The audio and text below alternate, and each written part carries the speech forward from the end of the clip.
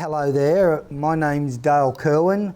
I'm a Worimi Wiradjuri man, Worimi on my dad's side and Wiradjuri on my mum's side.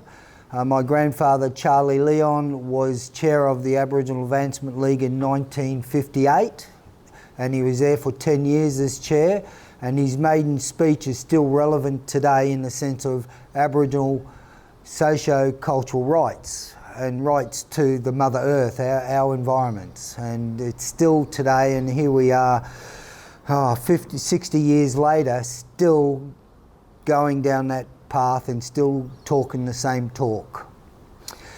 Today we're on Kumbunji land in New South Wales at Red Rock, where there was a massacre, and we're at an Aboriginal keeping place. Yeah, we're at Worimi Conference and Accommodation Centre.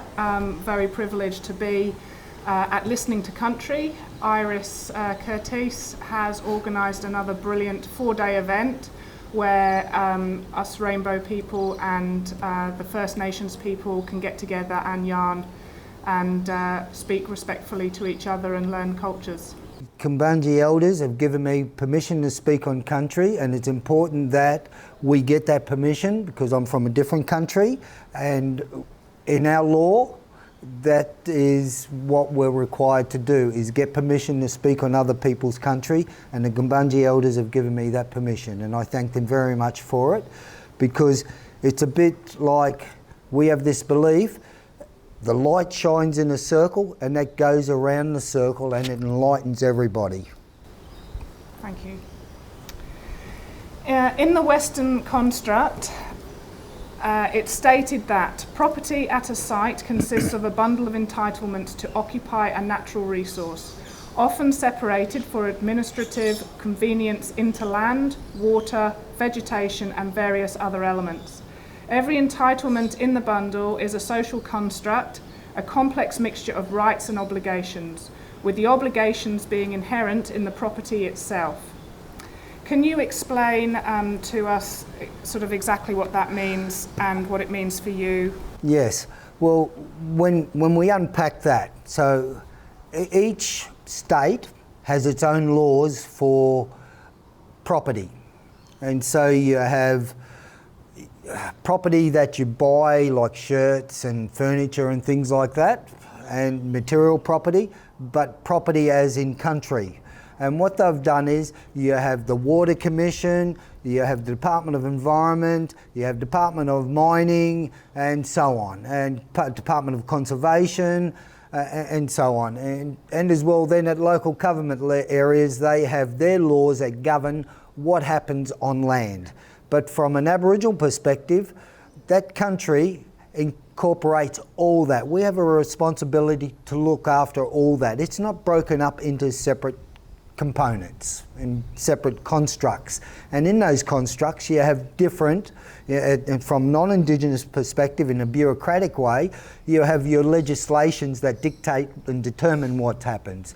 Here in Australia, we're on the cusp. We have the worst record for loss of flora, native flora and fauna. It's something like 0.042% get protected when land development happens. So that holistic approach is what regenerative farmers are starting to understand and apply to farming. How does that relate to the way that First Nations people think and look after the land? Well, I'll put it in this way, Mother Earth. It's given us life, and if you look at the wind and the birds, they will take those seeds, they will drop those seeds, and those seeds will grow. And we know that. So we fire burn, we do that fire stick farming. It burns so that it regenerates and comes back to life. And we know you don't take everything. You leave, we have that law of reciprocity. Do unto others as you want them to do unto yourself. Don't take more than you need. Leave the rest for others. Leave the rest for others. And that's like water. We know you take a bit out of it and you let the rest go down to the other nation. And they do the same. They have that law, the same law. Let life live. Life has its own life. It has its own vibe. And we know that, and I use those seeds as an example. So we're at critical point now with Mother Nature and humanity, and if we don't do something, if we don't act now, we're going to be in strife. So what do you feel needs to happen, particularly with our water and river systems, farming, because it's all integrated if you look at the holistic way?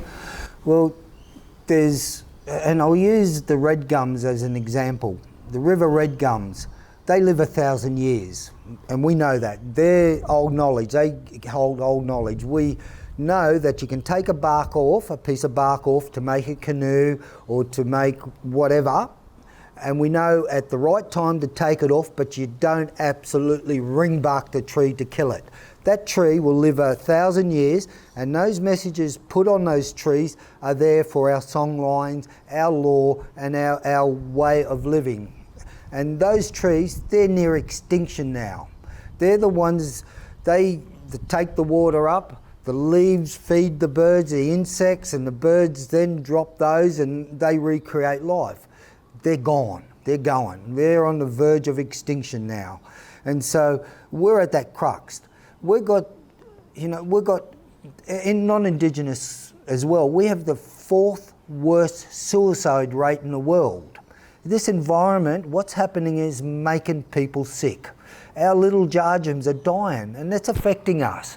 And as parents too, and I know non-Indigenous people that are suffering from this drought are putting those pressures on their kids too. And those little jarjums don't know how to deal with it, so they're taking their lives. Their future's gone, and it destroys. I've lost nieces and my own son, and to suicide, and it destroys you. It really does, and you don't know, sorry business, what you do. And we're at that crux.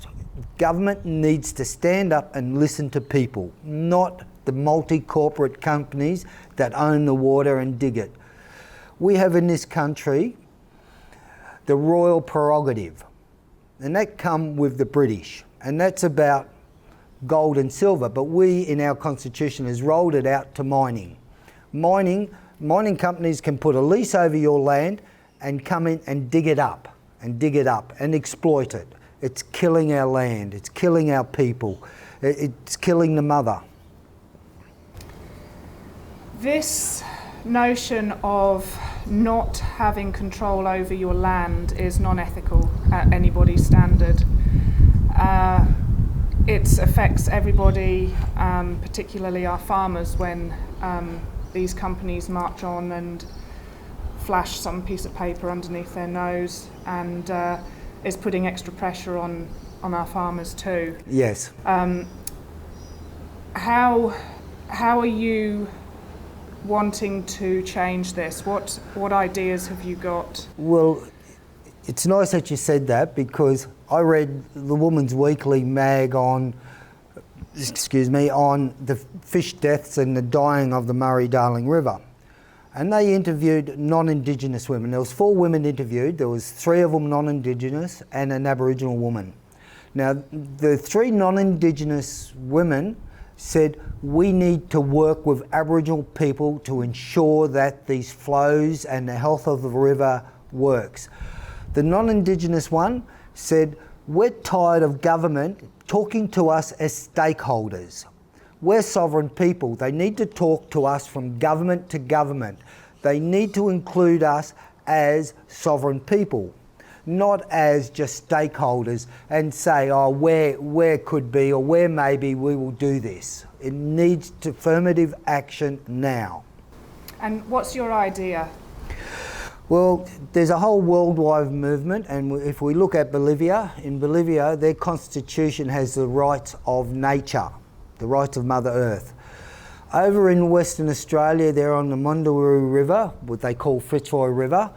The traditional owners, the First Nations people there, are calling for rights of the mother, the river. It's a living entity. It has its own life, and it has its own right to life. They're also going to further down south, and I forget the name of the river there, they were going to build a big concrete push-bike boardwalk on the river. The non-Indigenous people there actually said, went and worked with the traditional owners, and they stopped that boardwalk from happening. And so there's a whole push in Western Australia for the rights of the mother. And that's what needs to happen. We need to respect the environment. Just recently, we've had Uluru. People aren't allowed to walk on Uluru anymore. That's our rights, that's our beliefs, that's our spiritual beliefs. And we have Christopher Stone in 1970s wrote about the rights of nature, rights of trees, rights of mountains. In our culture, we have trees like the red gums. We have mountains that our Creator created, and they become cultural, spiritual places. They're not places to be dug up to be made as road base and aluminium and whatever else. They are cultural places. And we need to look at our own backyard and protect our own backyard. And yes, the world needs these things, but we need our environment. When the invasion happened, the British brought with them, the invaders brought with them white fella dreaming from their country. They thought there was a big inland river in this country, because as you know, Australia's like a saucer. The lowest point is Lake Eyre. Everything flows into the centre. And they worked with Aboriginal people to, they call them explorers, I call them surveyors. They went looking for this inland river. And even from then, they were devising plans on how to divert the waterways. We get these concepts of pipes running across the country, putting in dams, spillways, and all these things. They are killing our rivers. Our rivers have not changed their course for a millennium until the invasion happened and they started damming and changing it. It's called in the age of Anthropocene, the age of man. They brought this here. How much is being extracted from Lake Eyre? Well, Uncle was saying, you know, it was, what was it? 42 million litres a day. 42 million litres a day. The Queensland government has given Adami unfettered rights to the Artesian Basin. Now that water's been sitting underground for 1 million years. It's salty. They pump it up, they put it in their big dam, storage dams, and that flows when the floods onto the land. It's going to desalinate our lands. It's going to salt our land. We have farmers pumping it up, putting it on their crops. They don't realise of the salt that's in it. And the Menindee Lakes fiasco? Well, again, that's because they put all these diversions off. They've changed the course of our rivers. They've changed the course of our rivers. There are a few lands that have been given Indigenous protected areas, and they talk about cultural flows. And I read an article about the Nindi people. I hope I've got it right. They've got an Indigenous protected area there on the Murray River or the Murrumbidgee, and they actually get they get cultural flows. But the chairperson there was saying they have to pay for those cultural flows, where environmental flows the farmers are getting for free. Yes, they get grants to buy those environmental cultural flows, but they don't get money to create the infrastructure to help it survive. And it's based on traditional knowledge. And the wetlands are coming back because it's being managed traditionally with traditional knowledge. And the grasses, the birds are all coming back. We look at, here in the world we have UNESCO, and UNESCO talks about, you know, the conservation areas where birds and habitats are, and they have to be protected. Australia doesn't do that properly. We see that with Lake Eyre. All them birds that come from overseas and follow our song lines into Lake Eyre, they're dying. We've got bats here in New South Wales dropping out of the trees. We have the Yorta Yorta Nation put on a conference in, I think it was 2007. The Northern Murray-Darling Basin Aboriginal Nations went to it and formed from it. There was a statement made about cultural flows. However, those cultural flows, and here within bureaucracy, you have environmental flows, natural flows and cultural flows. And I know our mob have been saying, well, what's the difference between those? Because we see them all as the same. But however, when it's put into a bureaucratic document, it's based on bureaucratic constructs, not our constructs, not what our ideas of what they are. So to move forwards realistically with the situations that we're in, with being governed by white man law, Yeah. how do we move forward and unite and become one nation where we respect each other's cultures? And admittedly, I feel personally that white man culture does have to shift. Yes. How would you suggest what? Well, unfortunately, we have the whole sense of being in a society that votes. You know, we have, our politicians are supposed to be, what do they call it, responsible to the voters. They're not. They're not. They get their bags of money. We've got 11 prime ministers that we're still paying for. Well, I think one's just died recently. And we know our politicians, when they leave Parliament, they get their allowances and access to their super and all that type of thing, and their offices and their magazines paid for and their flights paid for. I'm not saying anything that people don't know. They're meant to be responsible. These royal commissions, to use our language, they're gammon. We need a law that says if a politician does the wrong thing, he loses everything. He loses his house, he goes to jail. If I go to jail, they take all my property. You know, I lose everything.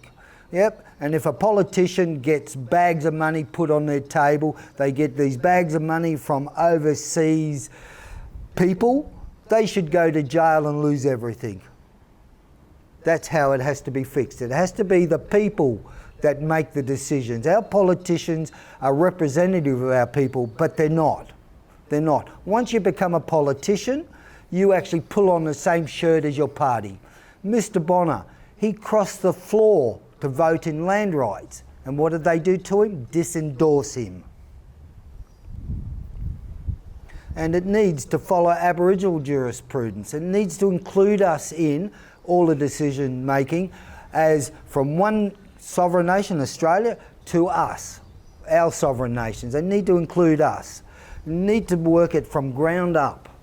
And we see that. And this is what we're saying. Don't come and say we're stakeholders. Don't say where we could or where we may be able to in legislation. It has to have will do.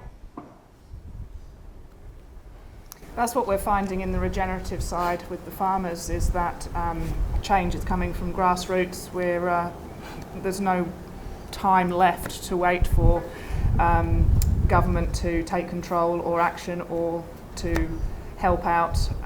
Regenerative farmers are just taking it on board themselves, and they're acting, and they're having great results. And they're profiting actually, not just financially but within their lives. So they are almost taking on the same importance of life, health, time, each other, all those things that are really important to First Nations people. Yes, I have a white brother. He lives up in the Bunya Mountains. His family were one of the first families that moved into the area. Now, what happened was, when all the massacres were happening, all the rounding up of Aboriginal people and putting them on Cherbourg and things like that into the missions, his great-great-grandfather let them stay on his property. They stayed on his property. He looked after them. He went and collected the bunya mutts when they fruited every 4 years, and let people have corroboree on country and so on. Now, my brother, he now looks after his land from our philosophical point of view of the mother. And his property, going through the drought, it's still healthy. It's still healthy. And, you know, there are some good people out there, and we need to bring them along with us. We need them not to walk behind us, not to walk in front, to walk with us.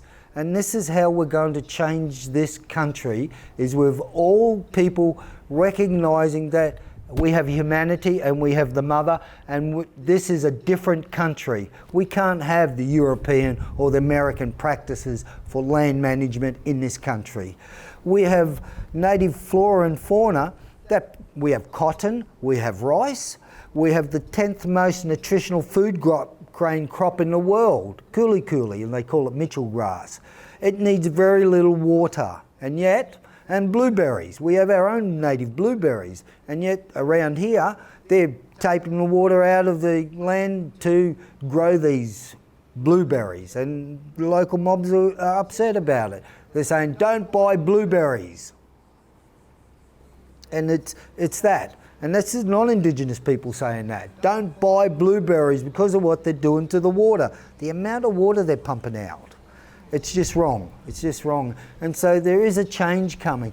And I have this heartfelt thanks to non-Indigenous people that are walking with us, not taking over, are saying, let's have Aboriginal jurisprudence in the land.